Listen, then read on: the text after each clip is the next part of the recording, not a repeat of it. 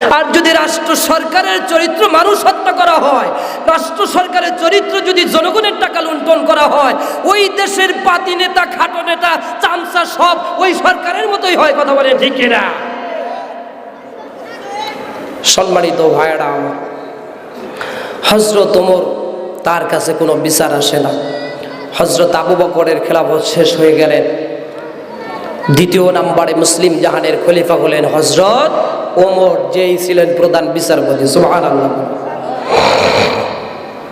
হযরত ওমর যখন খলিফা হয়ে গেলেন, সম্মানিত ভাইয়েরা, ন্যায় কেমনে প্রতিষ্ঠিত করতে হয় এটা বোঝাবার জন্য ছোট্ট একটি ঘটনা আপনাদের সামনে তুলে ধরতেছি।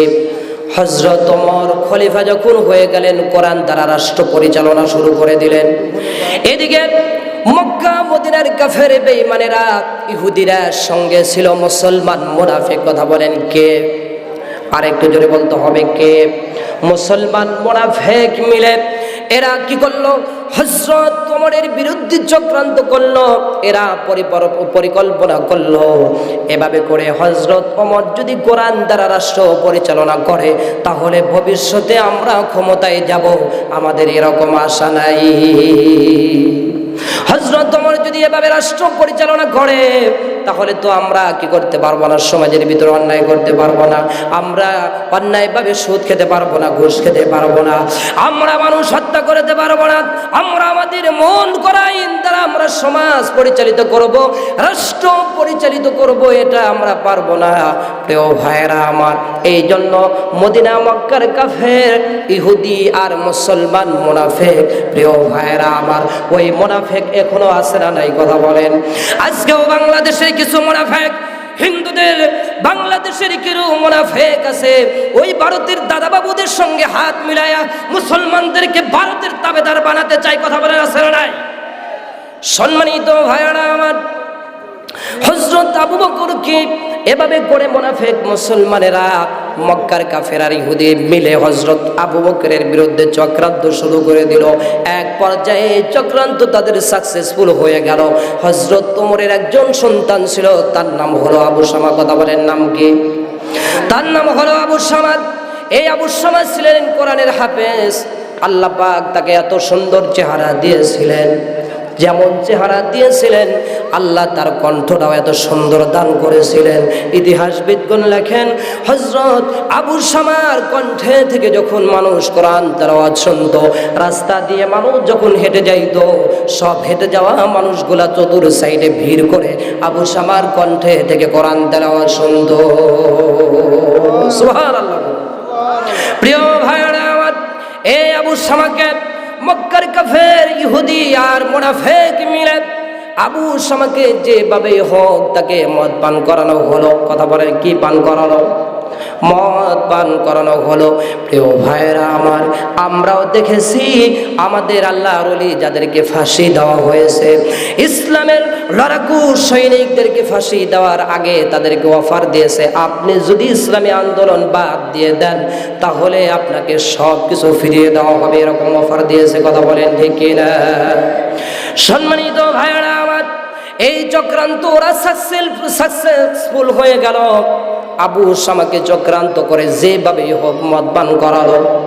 যারা মুসলমান মুনাফিক সঙ্গে ছিল, গোপনে মদ পান করিয়েছিল, ওই মুসলমান মুনাফিকরা কি করলো? জনগণের কাছে একজন আরেকজনের কাছে বরাবরি শুরু করলে, দেখো হযরত ওমর আবু বকরের সময় ছিল প্রধান বিচারপতি, এখন মুসলিম জাহানের খলিফা হয়ে গেছে, তার সন্তান মদ পান করেছে, এবার দেখবো হযরত ওমর কেমনে বিচার করে। নিজের সন্তানের প্রতি মহব্বত, নিজের সন্তানের প্রতি স্বজন প্রীতি করে কিনা আমরা এটা দেখবো। প্রিয় ভাইরা আমার, মদিনা মক্কায় হয় হুল্লা শুরু হয়ে গেল, কানাকানি ফিসফিসানি শুরু হয়ে গেল। সম্মানিত ভাইরা আবার, হযরত ওমরের কানে যখন এই খবর আসলো, ওমর থেকে বললেন, কোথায় তোমরা আছো? তদন্ত কমিটি গঠন করা হলো।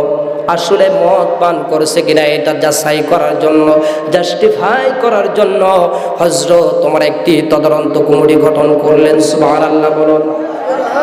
প্রিয় ভাইয়েরা আমার, তদন্ত কমিটির প্রধানকে হযরত ওমর ডেকে বলে একান্তে, ও তদন্ত কমিটির প্রধান, তোমাকে বানানো হলো, তুমি যদি চাকরির ভয়ে, আমার ভয়ে, আমার সন্তানের তথ্য যদি আমার কাছে তুমি মিথ্যা কথা বলো চাকরির ভয়ে, তাহলে শুনে রেখো, আমি ওমর যদি এটা খবর পাই, তাহলে আমার হাতের তরবারি দ্বারা তোমার কাল্লা দ্বিখণ্ডিত করে দেব। সুবহানাল্লাহ। আর আজকে আমাদের দেশে তদন্তের নামে যাকে দুর্নীতি দমনের কমিশন বানানো হয়েছে, আমরা দেখলাম এই বাটপারের নামে কত দুর্নীতি, কথা বলে ঠিক কিনা? কোটি কোটি টাকা সুইস ব্যাংকে জমা করে এই তদন্ত কমিটি, দুর্নীতি দমন কমিশন গিয়ে বলে কিছু টাকা কি করছে, লুট করেছে, তারা মানে ফেরস্তা বানাইছে, কথা বলেন আছে না নাই? অথচ হযরত ওমর বললেন, ও কমিটির প্রধান, তোমাকে বলা হলো আমার সন্তানের তথ্য যদি আমার কাছে, আমার চাকরির ভয়ে যদি ভুলভাল তুমি ভরো, তাহলে কিন্তু বাঁচার উপায় নাই। তদন্ত কমিটি তদন্ত করতে গেলেন, গিয়ে দেখলেন আসলে হযরত ওমরের সন্তান মদ পান করেছে। সম্মানিত ভাইয়েরা আমার, হযরত ওমরের কাছে এসে যখন বললেন, ওমর আর দেরি করলেন না, রাতের অন্ধকারে হযরত ওমরের সময় যিনি ছিলেন প্রধান বিচারপতি, তার বাড়িতে হযরত ওমর চলে গেলেন। সুবহানাল্লাহ।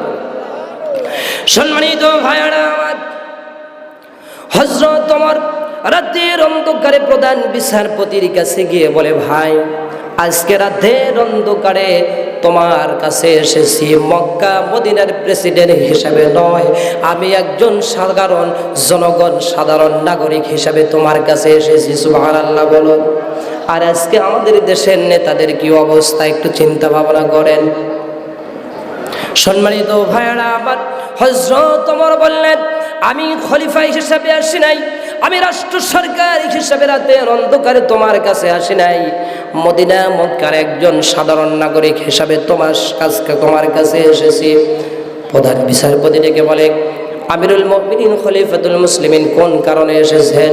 প্রধান বিচারপতি ভাবছিলেন হযরত ওমরের সন্তান মদ পান করেছে, হয়তো তিনি তার ছেলে বলে তার বিচারটাকে হালকা করার জন্য আমার কাছে আসছেন। কিন্তু না, হযরত ওমর ডেকে বলেন, ভাই, আমি তোমার কাছে এতটুকু কথা বলতে এসেছি, আমার সন্তান মদ পান করেছে, বিচার তার হবে, প্রধান বিচারপতি হিসাবে দায়িত্ব হলো আপনার বিচার করার, কিন্তু এতটুকু কথা বলতে আসছি, ওই বিচারের রায় যা হবে, ফায়সালা যা হবে, ওই বিচারের ফায়সালাটা আমার হাতে পিতা হিসাবে আমার সন্তানের বিচার আমি নিজ হাতে করতে চাই। সুবহানাল্লাহ। এতটুকু অনুমতির জন্য আপনার কাছে আসছি, আপনি যদি এতটুকু অনুমতি দেন, তাহলে আমার সন্তানের বিচারটা আমি নিজ হাতে করতে চাই। সুবহানাল্লাহ বলো। আর আজকে আমাদের দেশে যদি মাতব্বরের ছেলে কোনো খারাপ কাজ করে বিচার হয়, কথা বলে না কেন? হয়।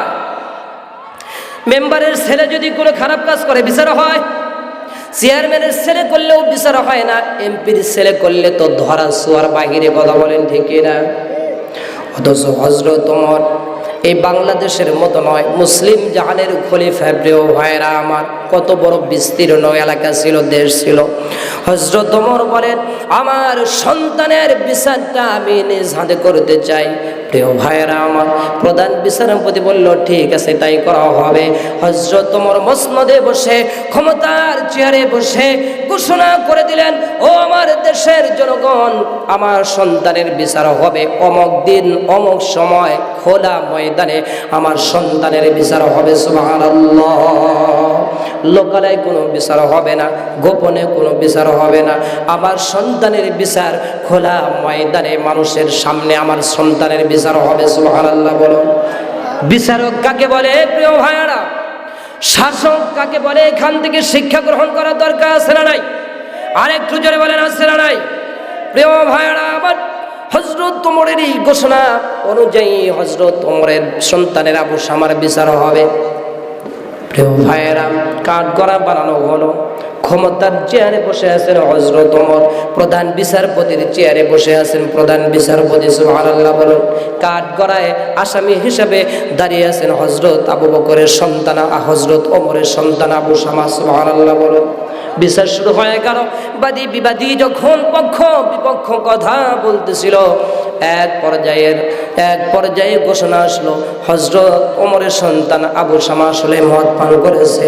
প্রিয় ভাইয়েরা আমার, প্রধান বিচারপতি কোরআন দ্বারা বিচার করবে, কোরআন দ্বারা ফয়সালা দিবে। যেই ব্যক্তি মদ পান করবে তাকে 80টা করে বেতের আঘাত করা লাগবে। কথা বলেন কয়টা? তাহলে আপনার সন্তান যে ইয়াবা খায়, আপনি কয়দিন বেতের আঘাত করেছেন? এই কথা বলে না কেন? আপনার সন্তান যে গাঁজা খায়, কয়দিন আপনার সন্তানকে আপনি পিটন দিয়েছেন? আপনার সন্তান বিড়ি খায়, সিগারেট খায়, বাবা খায়, ইয়াবা খায়, গাঁজা খায়, ফেন্সিডিল খায়, আপনি কয়দিন আপনার সন্তানের বিচার করেছেন?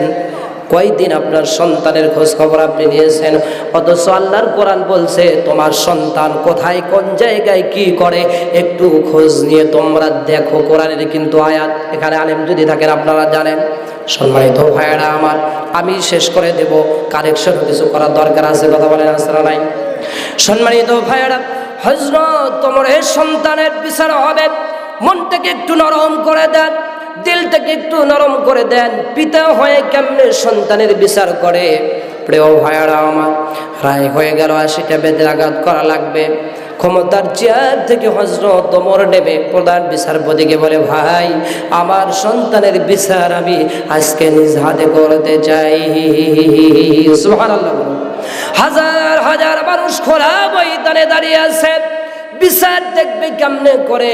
ওই দিন মুসলমান মুনাফিকরাও সেখানে ছিল, ইহুদি খ্রিস্টানরাও সেখানে ছিল। প্রিয় ভাইয়েরা, যারা চক্রান্ত করেছিল মানুষের লোকালয়ের ভিড়ের মধ্যে তারাও ছিল। কেমনে বিচার করে? স্বজন প্রীতি করে নাকি আসলে তার সন্তানের বিচার সঠিকভাবে হয় এটা দেখার জন্য। প্রিয় ভাইয়েরা আমার, হযরত ওমর প্রধান বিচারপতিকে বললেন, ভাই বেতরা আমার হাতে তুলে দেন।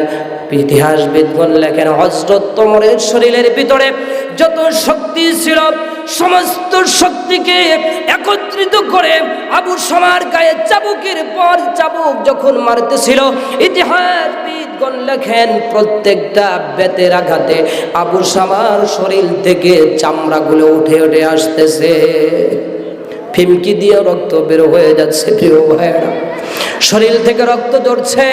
আবু শামা কোনো কথা বলে না।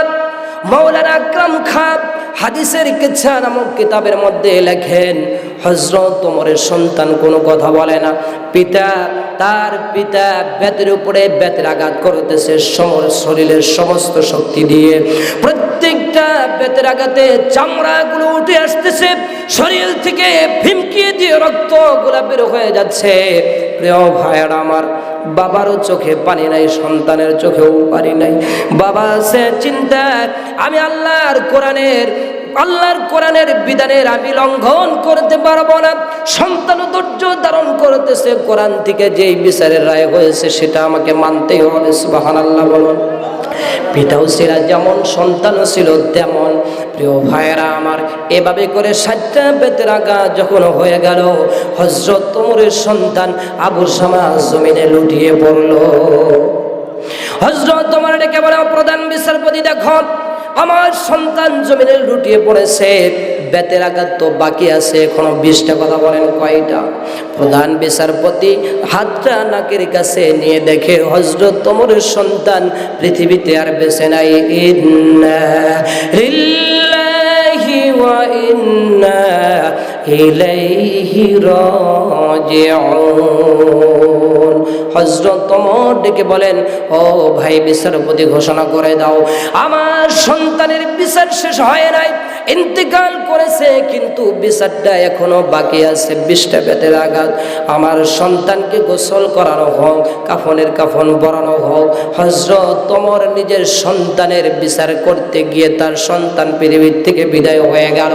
হযরত ওমর তার সন্তানকে সামনে রেখে, প্রিয় ভাইরা আমার, তার পিতা হযরত ওমর নিজে সন্তানের জানাজা নামাজ পড়ালেন। সুবহানাল্লাহ।